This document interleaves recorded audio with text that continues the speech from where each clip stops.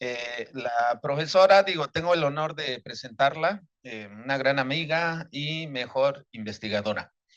Entonces, pues conozco a Úrsula desde hace varios años, más de 10 por lo menos. Siempre ha sido un gusto el alternar con ella, platicar, etcétera, colaborar. Una persona muy entusiasta. Y pues estamos muy contentos de que haya aceptado dar esta conferencia. Úrsula actualmente es profesora en la Facultad de Ciencias de la UNAM, en la Ciudad de México. Estudió precisamente su licenciatura ahí mismo y hizo su doctorado en el Imperial College eh, en Ciencia, Tecnología y Medicina, ¿no? En Londres, ya hace algunos años. Entonces, pues felizmente regresó a México y pues ha contribuido enormemente al desarrollo de la matemática aplicada, fundamentalmente en la modelación de propagación de ondas elásticas y sismología, ¿verdad?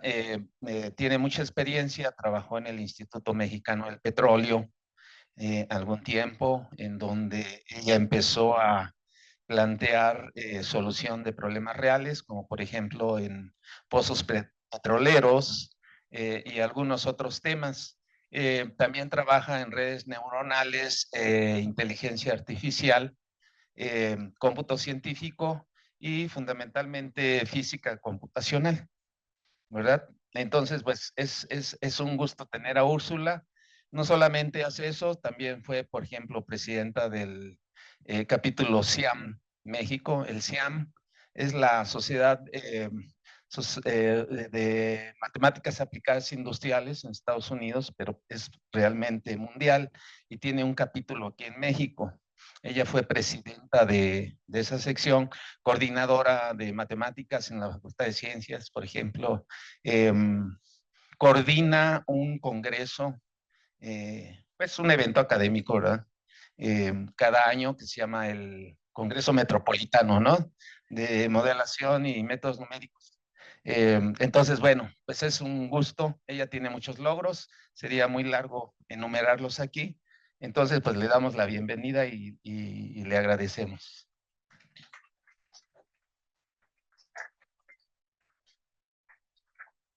Muchas gracias a Héctor y muchas gracias al comité organizador por la invitación para participar en esta cátedra. Eh, bueno, el día de hoy voy a platicar sobre algo que la ENOAN del año pasado en Durango, estábamos en un curso con Visual Data, que vino a dar un curso de redes neuronales, y estaba Jesús López Estrada, y entonces dijo, pero hay unas redes neuronales nuevas y ya nos mandó el artículo, ¿no? Entonces yo dije, ¿qué es eso, no? ¿Qué? Entonces, bueno, ese artículo al que se refería Jesús se llamaba Las redes neuronales Kolmogorov-Arnold. Y bueno, aquí yo también agregué la conexión con las redes físicamente informadas que ahora son muy populares y realmente son muy sencillas. Yo primero no entendía, hace algún tiempo decía, ¿qué es eso? ¿Cómo le hacen? ¿Por qué? Y realmente es muy sencillo. Pero bueno, aquí va un poquito de la historia. Ah, lo apagó. Ya. Este es el resumen de lo que voy a presentar, una introducción, una breve historia de la evolución de redes neuronales, qué son las redes físicamente informadas. No me voy a detener mucho ahí porque si no, no les puedo platicar más sobre las redes de Kolmogorov-Arnold. Entonces, nada más es porque finalmente yo puedo conectar o puedo combinar las redes de Kolmogorov-Arnold con las pins. No es que sea gran cosa, es nada más unos términos en una función de error que se agregan y ya. Y bueno, y luego voy a hablar sobre un poquito más sobre las redes de Kolmogorov-Arnold, un ejemplo, como le llaman, un toy example, un ejemplo de juguete muy sencillo, pero muy bonito. Y luego hice un pequeño, allí nada más, lo de la ecuación de Poisson nada más es una comparación entre el desempeño de resolver la ecuación de Poisson con las redes neuronales de Kolmogorov, ¿no? Que también para abreviación les llamamos CAN por sus iniciales. Y luego, ¿cómo las puedo combinar? Las redes físicamente informadas con las redes de Kolmogorov. Y luego, bueno, todo tiene, en todos los métodos numéricos siempre hay ventajas y desventajas. Entonces, no todo es miel sobre hojuelas. Tenemos de pronto que los beneficios también se pueden volver también desventajas. Entonces, pues, como un método numérico más, las PINs o las redes de Kolmogorov tienen sus fallos y pues hay que conocerlos y hay que estar atentos. Y también pues tendríamos oportunidad para ofrecer algunas soluciones. Y al final, pues, ¿cuáles son los retos de lo que se llama ahora aprendizaje profundo? Bueno, algo rápido, todos tenemos que tener en cuenta que las redes neuronales son aproximadores universales. Entonces eso viene de un teorema, que es el teorema matemático de Bolzano-Ballestras. Entonces, pues las redes neuronales nos pueden ayudar a aproximar lo que queramos. El problema con esos teoremas matemáticos es que nos dicen que es posible, pero no nos dicen cómo. Entonces, a la hora de aplicarlos, pues digamos, pues sí se puede, pero pues quién sabe cómo. Entonces, eso nada más es para tenerlo en cuenta, en consideración. Esto tiene que ver justamente con el teorema de Bolzano-Ballestras, donde tengo que pues, las redes neuronales que están aquí, como las Ns, pueden aproximar tanto como queramos alguna función dada, una función continua. Entonces, el problema, pues no sabemos cuál es la arquitectura que necesita mi red neuronal, cómo voy a hacer, cómo la voy a entrenar, hasta dónde, cómo voy a evitar que se sobreajuste, en fin. Entonces, la teoría es bonita y resulta que de pronto, en la práctica, lo que tenemos es que conseguimos resultados muy impresionantes, pero no tenemos la teoría atrás que los fundamenta. Entonces, bueno, así estamos siempre en general con todo. Entonces, bueno, no hay garantía, más bien aquí el teorema garantiza que van a converger, pero no nos dicen cómo, no nos dicen cuál es el tamaño ni cómo voy a usar la red neuronal. Entonces, bueno, nada más para que lo tengan en cuenta. ¿Cómo han evolucionado las redes neuronales a lo largo del tiempo? Muy rápido, porque aquí podríamos pasarnos mucho tiempo.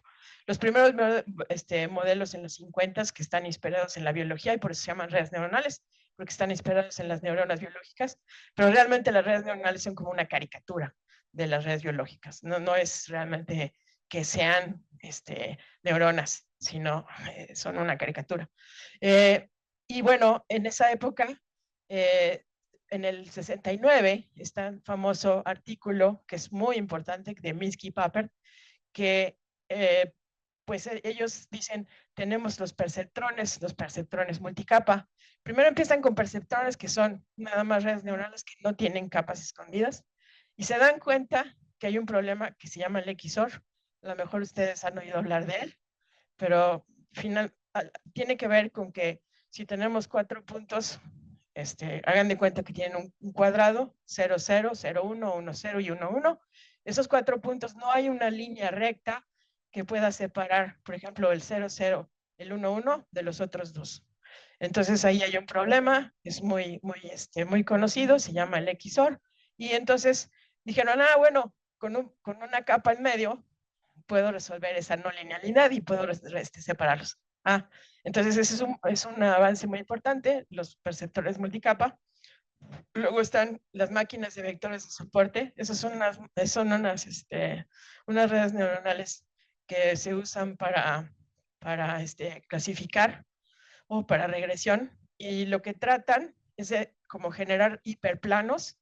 Y esos hiperplanos tratan de maximizar la distancia entre los componentes o los vectores de soporte de clases diferentes. Entonces yo nunca los he escuchado, nunca los he usado, pero bueno, son importantes. Luego, con el desarrollo del cómputo masivo y también pues, con el desarrollo de grandes bases de datos como hay ahora por todos lados, empieza a haber con los GPUs y el volumen masivo de datos un desarrollo muy importante en estas que se llaman las redes profundas de deep learning. Se llaman profundas porque tienen un montón de capas escondidas y porque cada capa escondida tiene un montón de neuronas. Entonces, con eso vienen las redes convolucionales y vienen un montón de modelos, de diseños. Prácticamente uno tiene la libertad con el software actual de hacer la red neuronal que se les ocurra. Y bueno, con esto, pues el deep learning tiene que ver con cómo entreno esas redes neuronales con muchas capas escondidas. Y vienen los transformers. Ahorita les digo qué es eso de los LLMs. Ahí está lo del perceptrón, con sus limitaciones.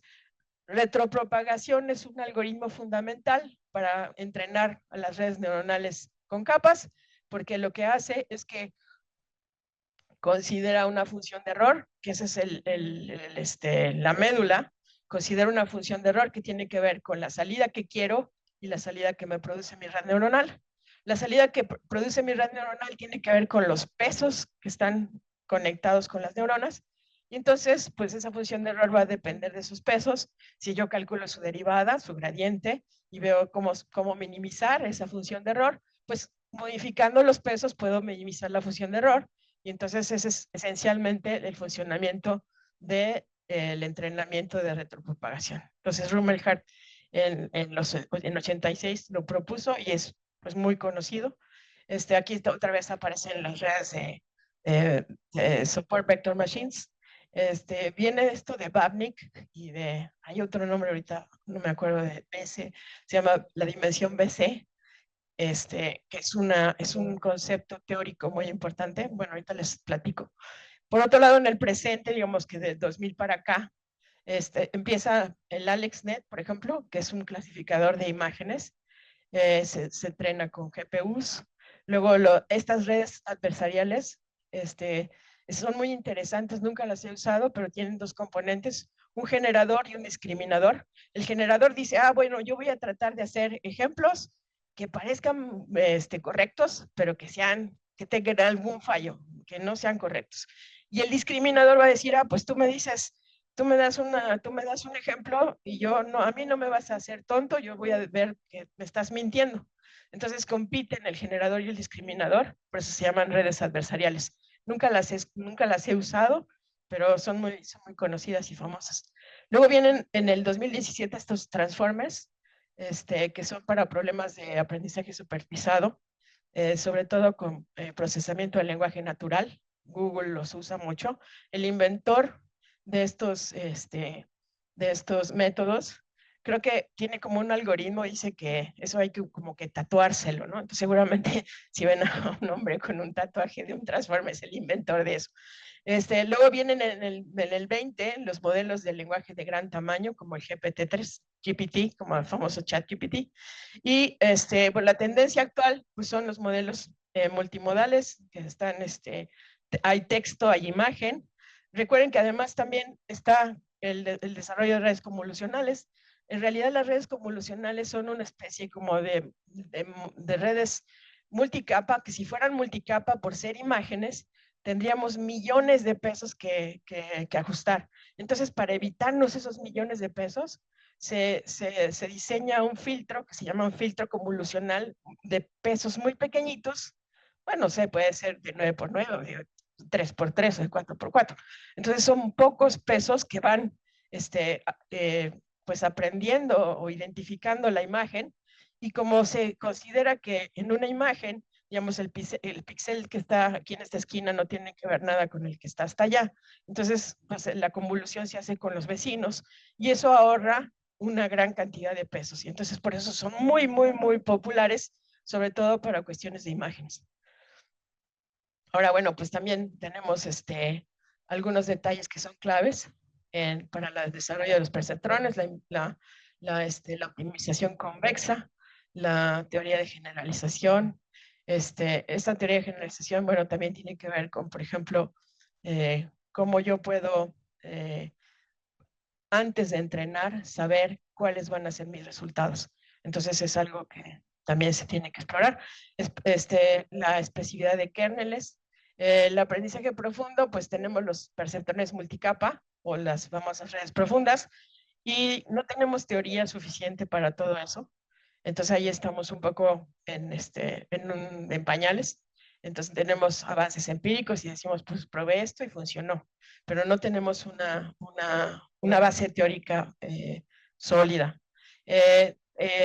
Pues de los modelos simples a sistemas complejos, pues podemos nosotros tener nada más, como les digo, resultados empíricos y la teoría pues está en desarrollo.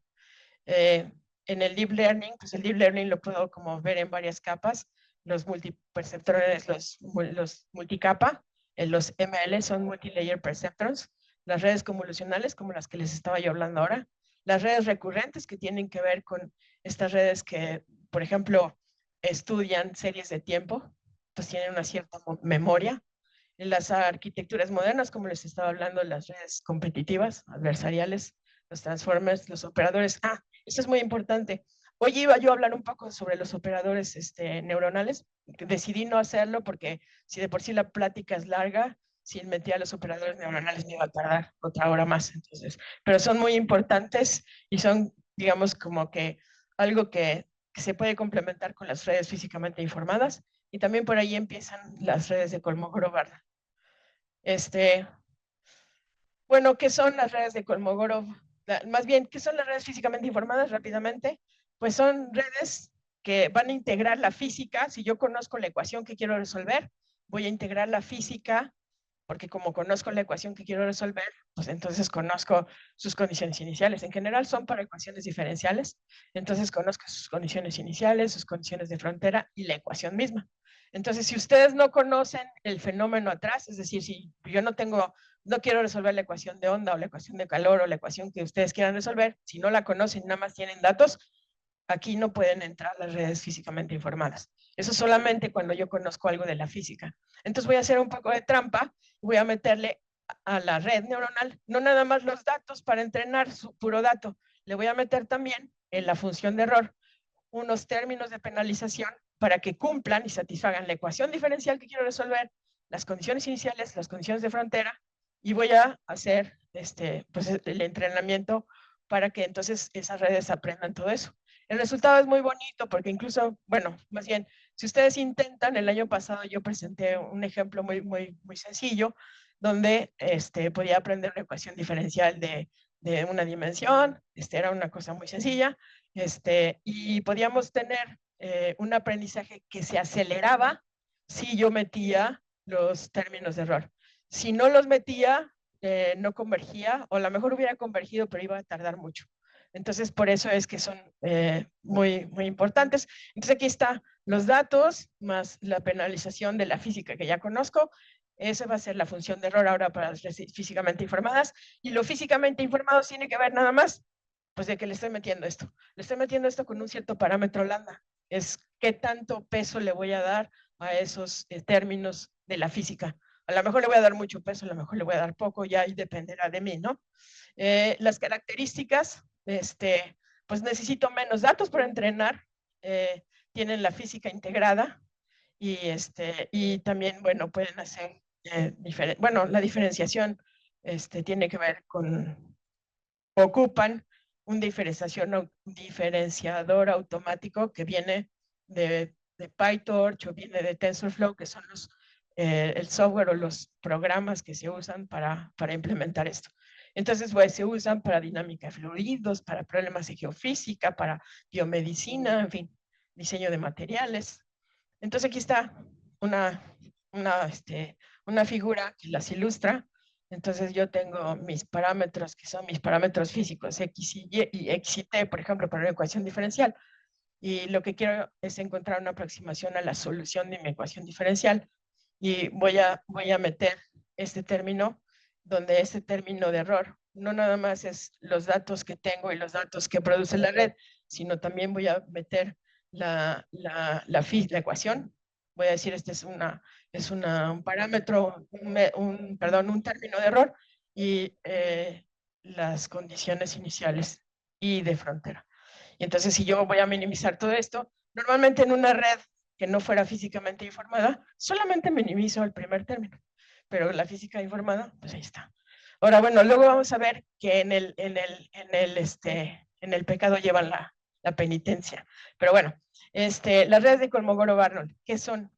Entonces, el artículo que nos pasó Jesús López Estrada el año pasado, me empecé a verlo y me pareció muy interesante, sobre todo porque estas redes ahora, normalmente las redes tradicionales, aquí en estos pesos, estas conexiones son pesos, que son las que se van a modificar para minimizar esa función de error. Entonces los pesos pues, son constantes, se van modificando a lo largo del entrenamiento, pero son constantes. Ahora resulta que en las redes de Colmogoro-Barnold, esos pesos no son constantes, sino son funciones. Entonces dice uno, oh, ¿qué es eso? Está muy, muy, muy interesante y pues yo dije, está muy loco eso. Bueno, pueden hacer,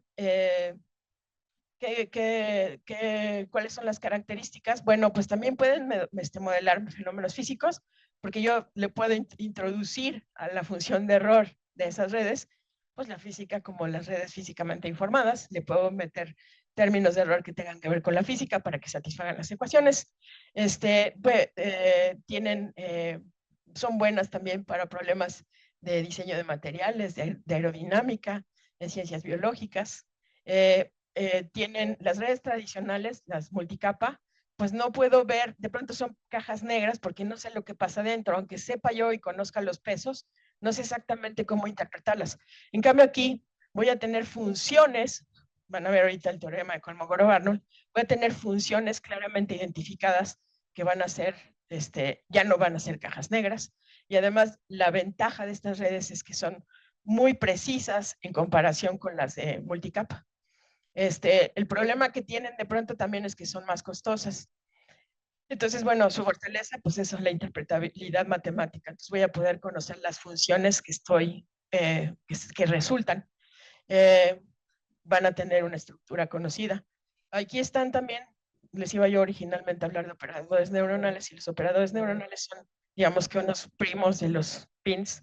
En realidad también los operadores neuronales tratan de aprender no nada más funciones, sino operadores. Por ejemplo, quiero un integrador, quiero resolver una ecuación integral, o quiero la transformada de Fourier. Entonces son redes que aprenden operadores.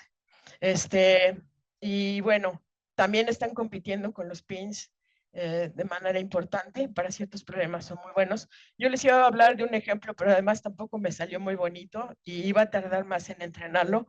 Entonces dije, no, ya me va a llevar mucho tiempo.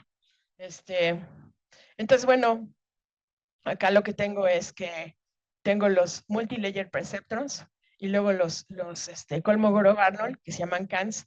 Entonces, esencialmente lo que trata, ahorita tengo que poner la lámina del teorema, pero el teorema me dice, si yo tengo una función multivariada, con los CANs, con los Kolmogorov-Arnold networks, las voy a poder expresar, esas funciones multivariadas, como combinaciones de funciones univariadas, sumas de combinaciones de funciones univariadas.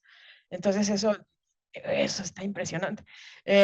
Y bueno, por otro lado están las pins que hablamos, los operadores neuronales que aprenden operadores, no aprenden funciones. Y luego, pues la combinación de todas ellas, yo puedo tener redes de Kolmogorov con los términos de error que incorporan a la física, entonces son CANs con pins, se parece, o Kolmogorov-Arnold con operadores, con operadores neuronales.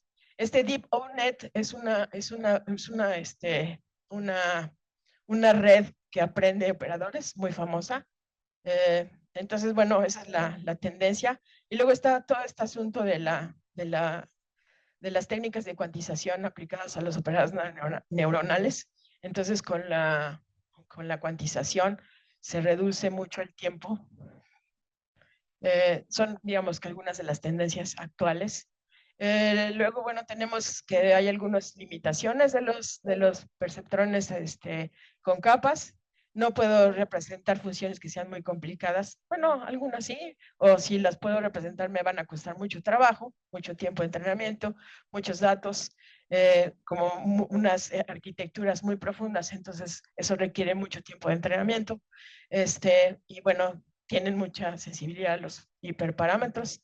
Y bueno, lo que me dice el teorema de Kolmogorov-Arnold es que cualquier función continua puede representarse exactamente como composición de funciones univariadas. La innovación clave pues tenemos la parametrización de funciones univariables mediante splines. Las funciones que uso aquí son splines o pueden ser polinomios de grado bajo, o pueden ser tangentes hiperbólicas, o pueden ser sigmoides. Este es el teorema importante, ¿verdad? Aquí me equivoqué, en realidad esta no es una phi, sino una phi, no es una psi, sino una phi pequeña. Entonces, si se fijan aquí, tengo una variable con suma de ellas y luego otra función. Entonces, lo que me dice Kolmogorov es, Kolmogorov-Arnold, tengo una función multivariada, la puedo representar como suma de funciones, bueno, combinación de sumas de funciones univariadas.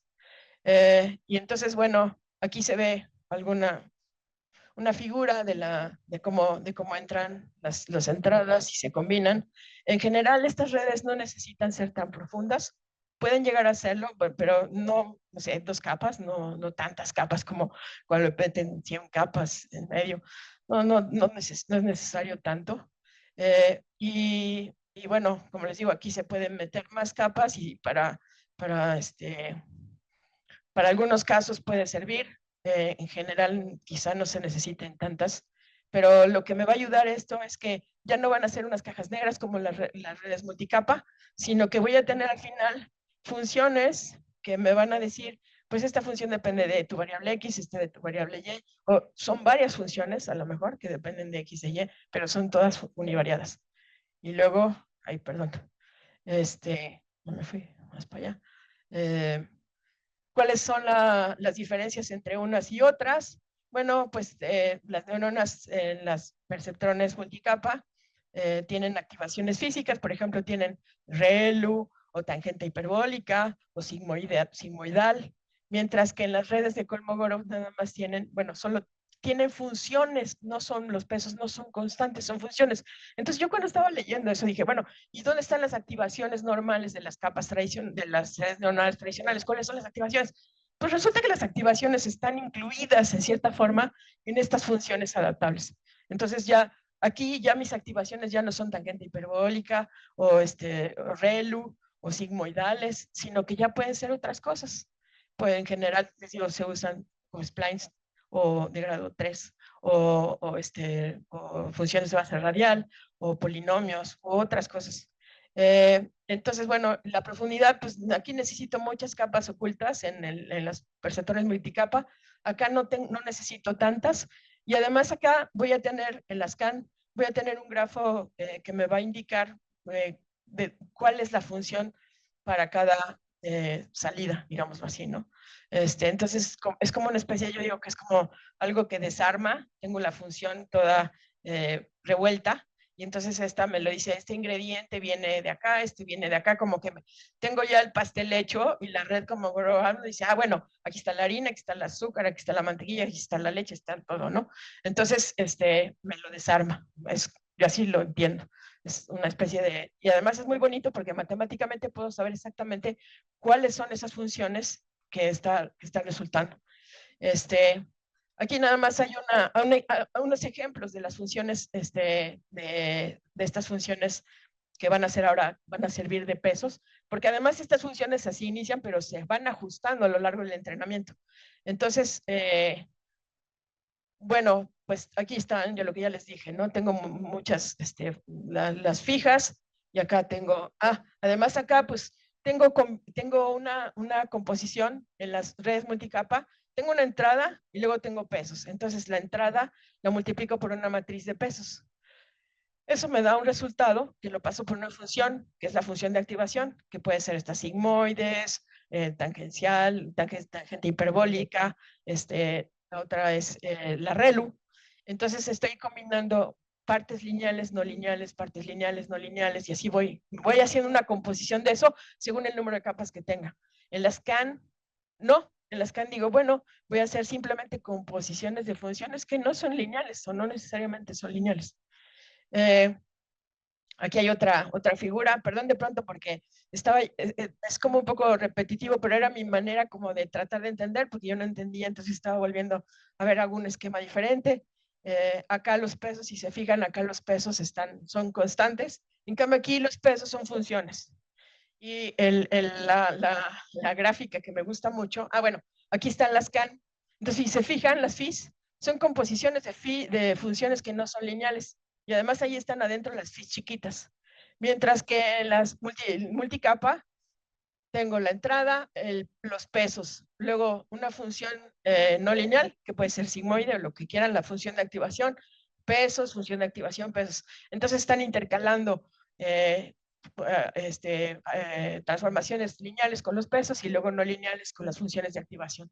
Y en cambio, bueno, en la scan, pues tengo simplemente la composición de funciones que no son lineales. Y esto me va a dar una arquitectura que es más interpretable y bueno, no necesito tampoco tantas capas intermedias. Aquí está otra vez de nuevo la scan y las multicapa. Esta es la figura que me llamó la atención del artículo. La primera vez que las vi, y si se fijan, es muy bonita porque aquí tienen, si se fijan, funciones que no son, digo, pueden ser sprites, pueden ser, y se van ajustando según se van entrenando, y al final ustedes tienen una salida de funciones univariadas y tienen entradas de funciones multivariadas y se las desatornillan o las deshacen en los ingredientes que contiene esa función. Entonces aquí está. Por eso esta gráfica, esta figura me encantó. Este es del artículo original de Liu. Ahí está la referencia. Entonces, viene del teorema, directamente del teorema Kolmogorov-Arnold. Aquí, si se fijan, las funciones estas, pues el ReLU o la tangente hiperbólica. Y aquí voy, pesos, función de activación, pesos, función de activación, pesos, función de activación. Y aquí son funciones, composición de funciones. Y entonces eso hace que sea más interpretable todo el asunto. Ahora, yo dije, bueno, a mí como que yo no me creo nada. Entonces ahí venían algunos ejemplos en el artículo. Dije, yo voy a hacer un ejemplo que ya a mí me dé la gana. Entonces, bueno, tomé ese ejemplo porque mañosamente, ¿no? Ustedes dirán, ay, sí, pues qué fácil, pues ahí tienes todo bien separado, ¿no? Así hasta yo. Pues así es, efectivamente, tengo dos variables y la red me lo va a desarmar en 4 funciones, 2 que dependen de X y 2 que dependen de Y. Entonces, el programa me dice, después de entrenar, me presenta cuáles son las funciones que resultaron, empezando con una configuración de este estilo y terminando con una configuración así. Y bueno, ¿cuáles son las funciones que obtuve? Aquí nada más voy a tener 4. Bueno, dos de Y, 2 de X y luego las que combinan. Y entonces, a ver, aquí están, porque para el ejemplo que les estaba mostrando. Entonces, las de X, pues es la primera que tiene que ver con ese polinomio, luego nada más una que nada más es X, porque en realidad esta se multiplica con esta, y ese es el término que aparece aquí arriba, ¿verdad? 2x y cuadrada. Las primeras 3 términos son una función de X. Luego este está combinada, una multiplicación de una de Y, que es 2 por Y cuadrada por X. Y esta nada más de Y. Entonces, ahí están, esas son. Entonces, bueno, ese es un ejemplo muy sencillo, pues qué fácil, muy bien. Está la configuración de la red. Y esto es lo que me da la función que tenía yo, el polinomio bivariado, es el de la izquierda. Lo que obtuve es lo de la derecha. Y la función de error, bueno, aquí se veía en una vista de 3 dimensiones y aquí se ve aplanado. Los errores son grandes porque tampoco la entrené mucho. ¿Para qué les digo otra cosa? Estaba yo probando a ver qué pasaba. Entonces, bueno, aquí hay otro ejemplo. Nada más, aquí no hice más que reportar lo que está en el artículo. Y dice, bueno, si yo tengo una ecuación diferencial como la que tengo a la izquierda con condiciones iniciales, tengo su solución exacta, que es la ecuación de Poisson. Bueno, quisiera yo, el error con las CAN es más o menos del 0.0001%, mientras que este es el 0.5%. Aquí necesito 50,000 parámetros y aquí tengo más o menos 100,000. Se tardó 2 horas en entrenar esta CAN y aquí se tardó 15. Y bueno, conserva energía, que quiere decir pues que preserva las condiciones físicas. La conclusión clave, pues las CAN capturan mejor la estructura física, pero van a requerir más tiempo, menos parámetros, van a tener más precisión. Entonces, bueno, después del ejemplo, papita que hice, dije, vamos a meter la ecuación de onda 2D más sencilla.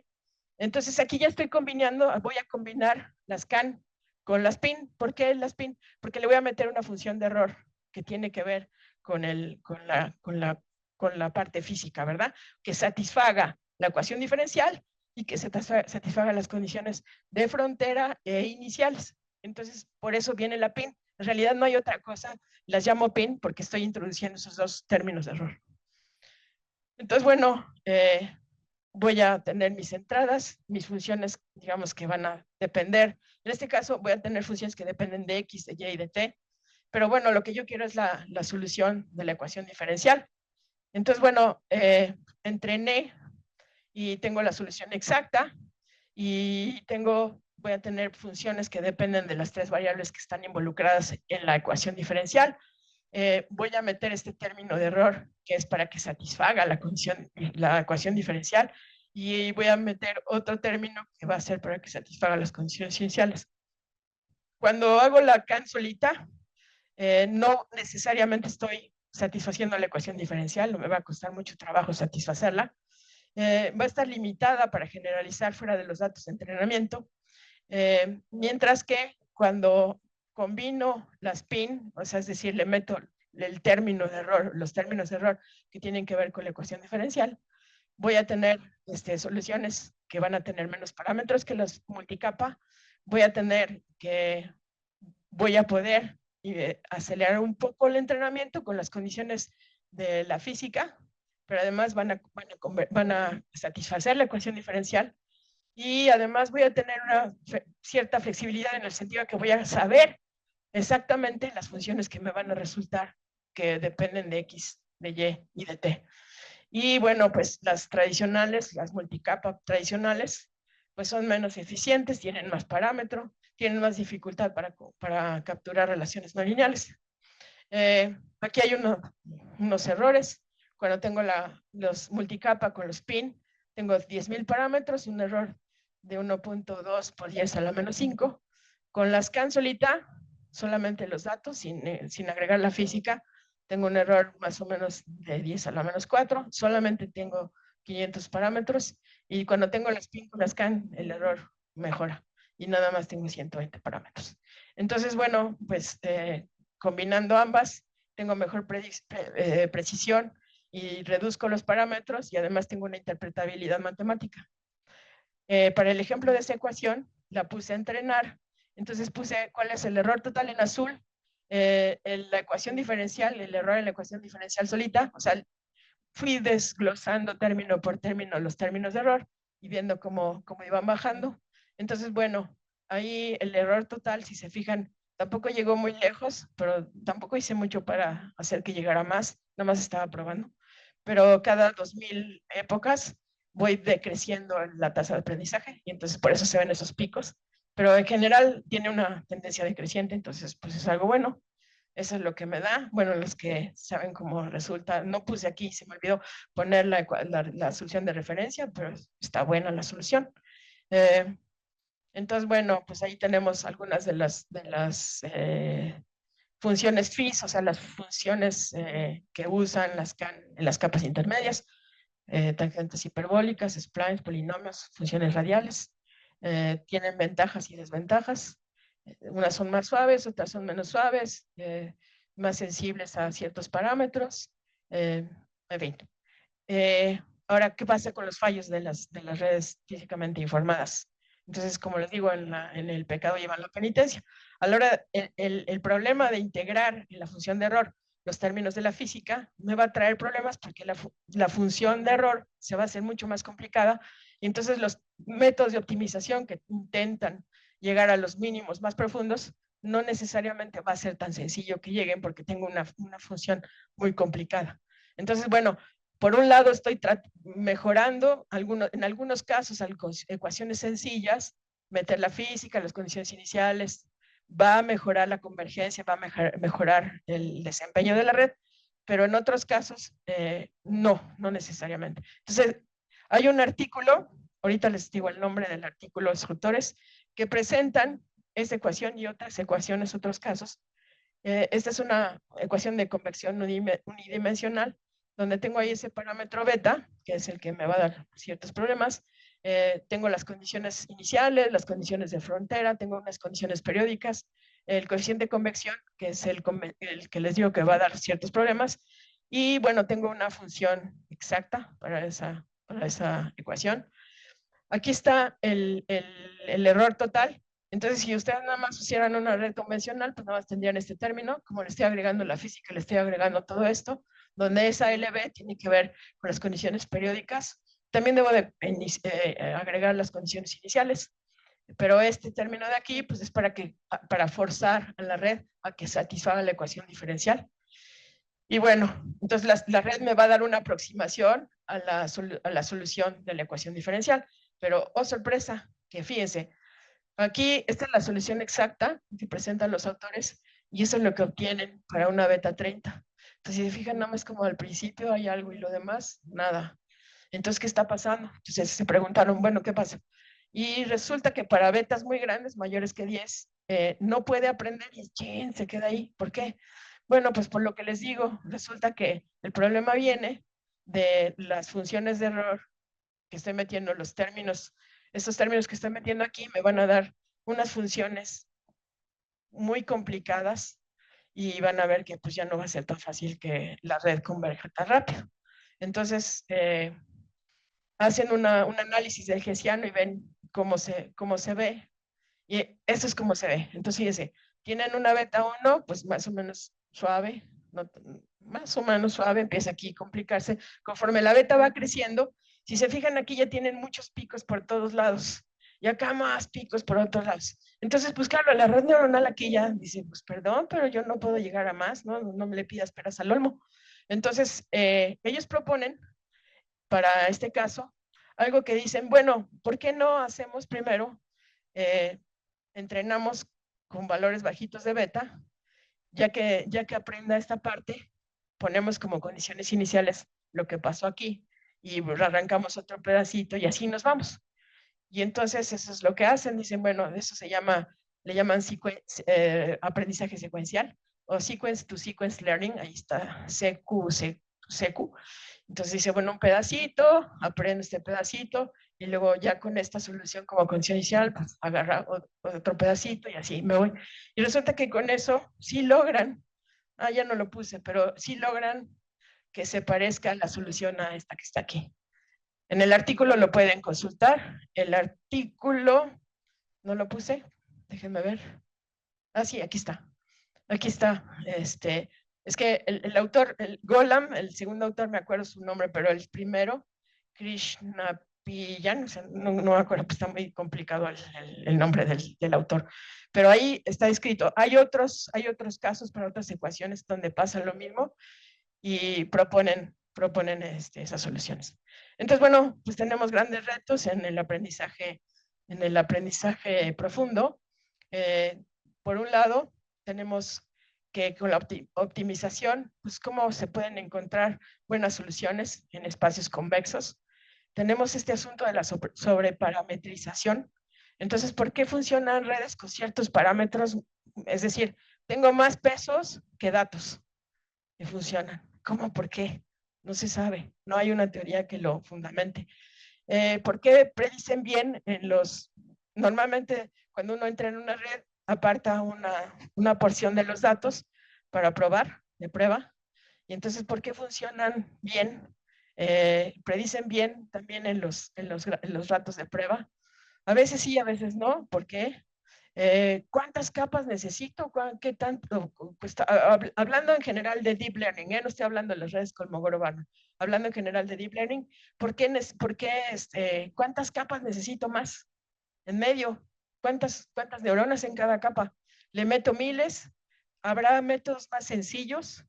Por ejemplo, en el aprendizaje no supervisado, pues tenemos las redes no generativas, GANs. Y entonces, bueno, todos estos problemas pues están interconectados. Ay, ya me pasé.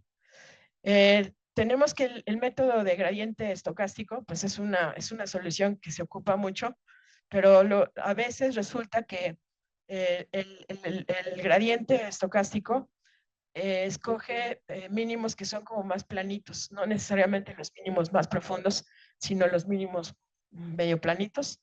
Entonces, bueno, todo esto no se sabe. La sobreparametrización ayuda a la optimización o no la ayuda. A veces sí, a veces no. Luego, los errores, vemos pues también que hay un cierto comportamiento entre el número de parámetros que vamos usando y cómo van decrementando el error, pero estaremos haciendo bien, porque a lo mejor yo digo, bueno, pues ya obtuve un error muy bajo, estoy muy contenta porque obtuve un error bajísimo, pero resulta que no generaliza a la hora de que voy a probar, no generaliza. Entonces, ¿cómo sé? Eh, entonces, bueno, tenemos que actualmente tenemos algunas cosas que son empíricas, como la tasa de aprendizaje, la estructura de la red, cuál es la inicialización adecuada. Normalmente los pesos se inician con valores aleatorios entre 0 y 1, o entre menos 1 y 1. Tenemos unas paradojas que tenemos modelos complejos que sobreajustan y algunas evidencias empíricas como redes enormes que generalizan. ¿Será? Sí, generalizan. ¿Por qué? Tenemos algunas explicaciones y decimos, pues, tenemos algo que a lo mejor no hemos entendido bien del método de gradiente descendente, de estocástico, perdón. Entonces, bueno, hay falta mucho de desarrollar. Por ejemplo, teorías que me digan, previo a que yo entrene, cuál va a ser el desempeño de mi red. O que en vez de que sea de prueba y error, yo tenga por principios básicos una manera de decir, esta va a ser mi arquitectura y con esta arquitectura voy a alcanzar un error en un cierto rango. Entonces, todo esto falta, no sabemos nada, estamos, ustedes pueden ver resultados impresionantes. Bueno, cualquiera de ustedes que haya usado cualquiera de los motores ahora de inteligencia artificial, si son sorprendentes, ¿verdad? Ahí además hay una gran variedad ahora, y uno los usa y de pronto dice, oh, esto está impresionante. Bueno, porque hemos sido capaces de desarrollar todo esto, pero realmente no sabemos toda la base teórica que hay atrás. Es decir, no conocemos nada de por qué funcionan, o por qué sí, o por qué no, o en qué casos sí, en qué casos no, cuáles son las arquitecturas, cómo se interconectan estas arquitecturas, los modelos de aprendizaje. Entonces, bueno, aquí está el gran rompecabezas del aprendizaje profundo, la optimización no convexa, cómo se optimiza, y están los algoritmos ahorita muy exitosos de Adam y de gradiente estocástico. Está la sobreparametrización, la generalización que es inesperada y no sabemos por qué generalizan si está sobreparametrizando, cómo son las arquitecturas, cómo deberían de ser. Habrá arquitecturas más simples. Entonces, bueno, todo esto son temas de investigación para las nuevas generaciones, como todos ustedes los que están aquí. Les comento que para estas redes que les presenté los grafos de las Kolmogorov-Arnold, hay un programa que se llama PyCan. Es una librería abierta en Python que implementa a las redes de Kolmogorov-Arnold. Uno le puede hacer ahí cualquier cantidad de, meterle la mano, pues, modificaciones que ustedes quieran se las pueden hacer, porque son programas abiertos y pueden combinarla con todo lo que ustedes quieran. Entonces, por ejemplo, a mí se me ocurrió, dije, ¿qué tal que por qué no hacemos redes convolucionales que tengan no pesos físicos, o sea, sí pesos de convolución, pero que no sean pesos fijos, sino que también sean pesos que evolucionan como si fueran redes de Kolmogorov-Arnold. Es decir, tener redes convolucionales con pesos que van evolucionando en el tiempo como si fueran del tipo Kolmogorov-Arnold. Bueno, pues también se puede, hice un ejemplo ahí muy medio patito, funcionó, pero bueno, no lo presento porque era meterme en más problemas. Esta librería está ahí, está la liga. Para los operadores neuronales, que también es eso, otro gran tema, hay una muy famosa que se llama DeepXD. Es muy poderosa, y están las redes, los operadores neuronales de Fourier. Entonces, todos estos tienen ahí sus links. Aquí están los links de unos y de los otros para que ustedes vean. Bueno, además también si quieren, con mucho gusto les puedo compartir la presentación para que tengan toda la información, no se pierdan de nada. Bueno, esto ya nada más es una caricatura que está en el artículo de Kolmogorov-Arnold, bueno, de las redes de Kolmogorov-Arnold, de si quiero precisión, si quiero interpretabilidad, si quiero eficiencia, cuándo usar las redes Kolmogorov-Arnold y cuándo usar los perceptrones multicapa. Entonces ahí está, pues si quiero redes pequeñas, si no, si los quiero rápidos, si quiero alta precisión, si no. Entonces, bueno, eso ahí se los comparto, viene del artículo directamente. Entonces, bueno, las conclusiones, pues la optimización en Deep Learning funciona a pesar de la no convexidad, hemos visto. La sobreparametrización puede mejorar la generalización, también con más redes, puedo tener, más bien, cuando tengo, en general las redes de Kolmogorov-Arnold tienen una capa escondida, pero si tengo más capas, por ejemplo 2 o 3, puedo generar representaciones jerárquicas y además ustedes me van a decir, oye, ¿qué pasa si yo a una red Kolmogorov-Arnold le meto una función univariada? A ver, ¿qué me va a regresar? Si ya es univariada la función. Bueno, puede ser que me regrese una especie como digamos, modelo ¿cómo se llama? Como de ajuste no lineal, o una composición de funciones complicadas solamente de esa misma variable que me den a la otra. Entonces, bueno, los redes de Kolmogorov-Arnold se usan cuando necesito la interpretabilidad, que no sean como cajas negras. Puedo tener mejor precisión con menos parámetros. Son tardan más en entrenarse. Y bueno, las pins son mejores cuando se conocen las ecuaciones físicas, pero las puedo combinar. Entonces aquí está también la combinación de operadores neuronales con física, los PyGenNet. Y bueno, las tendencias futuras, pues es una teoría que explique, ¿verdad? Por qué funcionan la optimización, la generalización y la arquitectura y cómo puedo diseñar a todas ellas, cómo puedo optimizar, cómo puedo generalizar, cuál es la arquitectura, cómo puedo prevenir sobreajustes, en fin. Entonces tenemos ahí enfrente de nosotros un gran camino. Hemos visto muchas veces usamos los motores de inteligencia artificial, ¿funcionan? ¿Por qué funcionan? ¿Cómo están funcionando dentro? ¿Qué los hace funcionar? Bueno, además también los desarrolladores de todos estos motores nos tienen a todos nosotros entrenando a sus motores, ¿verdad? Entonces, pues digo, no es que sean tan generosos, sino que también les interesa que estos motores se entrenen y la mejor manera pues es que nosotros les hagamos preguntas las que se nos ocurran y bueno, lo único que pasa es que se están haciendo más millonarios los que son dueños de esas cosas. Pero bueno, aquí están una lista de algunos de los artículos de los que me basé y lo que les puedo recomendar. Como les digo, si ustedes tienen el interés, ahí está mi correo, tienen interés por la plática, porque les comparta el PDF, por cualquier cosa que hayan leído de ahí o de lo que sea, pues me pueden escribir, con todo gusto, yo les comparto. Y bueno, les agradezco mucho su atención y pues quedo atenta a las preguntas. Muchas gracias, Úrsula.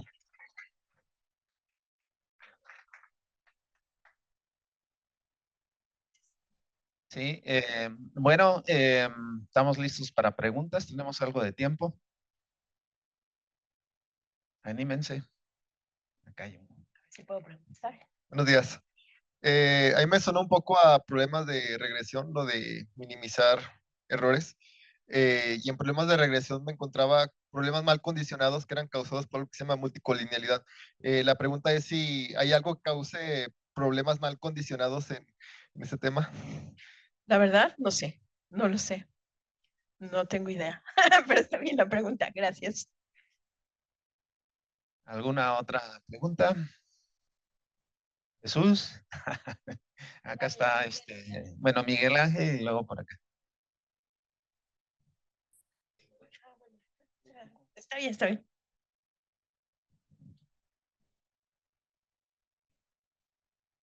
¿Cuándo las uso y cuándo las uso? Mira, tengo un problema elastodinámico 3D.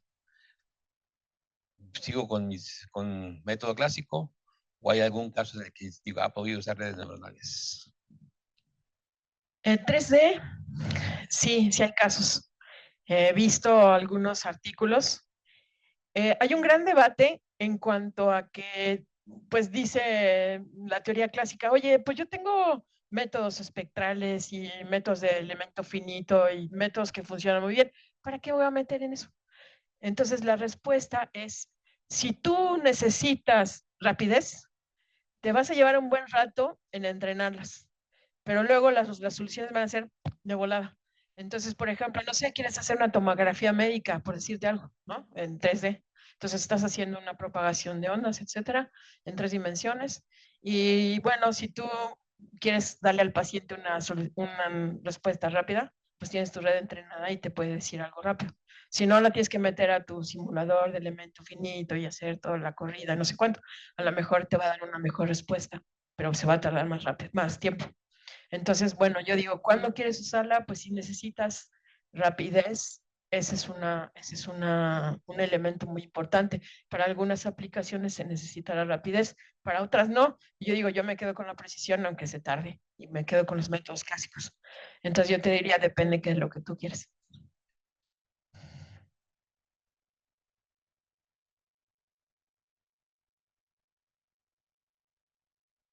Gracias, doctora.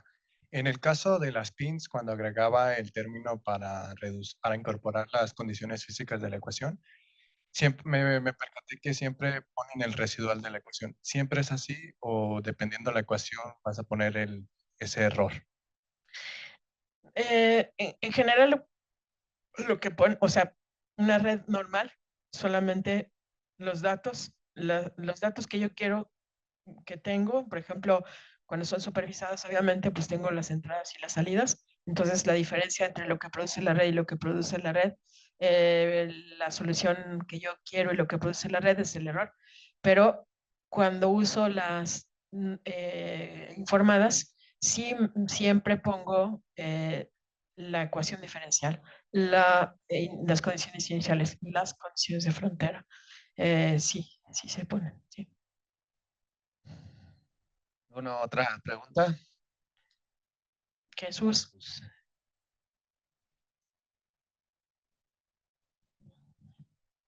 Más que pregunta, un comentario. Sí, claro.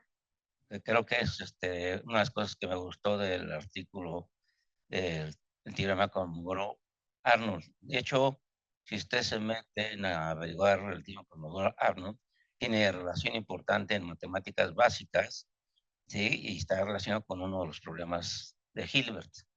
O sea, tiene una parte matemática profunda muy interesante. La idea que a mí me entusiasmó es que uno está acostumbrado a generar funciones de varias variables, multiplicando por funciones de una variable de manera multiplicativa y luego sumando. De hecho, es una manera de generar un espacio de funciones densas en el espacio de funciones continuas. Y la idea de Kolmogorov-Arnold es igual, generar una función, ¿verdad?, multivariada con funciones univariadas. Sí. ¿Sí? Y esa es una idea central, porque eso puede dar origen a nuevas arquitecturas de redes neuronales si a nosotros se nos ocurren nuevas formas de cómo generar funciones multivariadas con funciones más sencillas. Voy a tener ventajas. Eso es una cosa interesante, pues. Ese es muy, muy, muy, muy buen comentario y muy buen punto. Muchas gracias, Jesús. Tienes toda la razón. Y sí, como les decía yo, interesante, yo le meto, en el artículo meten una función de Bessel, una J0, que nada más depende de una variable X. Y lo que hace la red, pues es decir, bueno, esa función te la puedo representar como una combinación o una composición de otras funciones, también nada más de variable X. Entonces, como dice Jesús, pues esa puede ser una pista para decir, bueno, ¿cómo podría yo diseñar otras arquitecturas a partir de que ya sé que esta función se puede descomponer de esta otra manera? Gracias, Jesús. Muchas gracias, Úrsula. Bueno, se nos agotó el tiempo. Si quieren más preguntas, pueden consultar directamente con la doctora. Muchas gracias por su atención.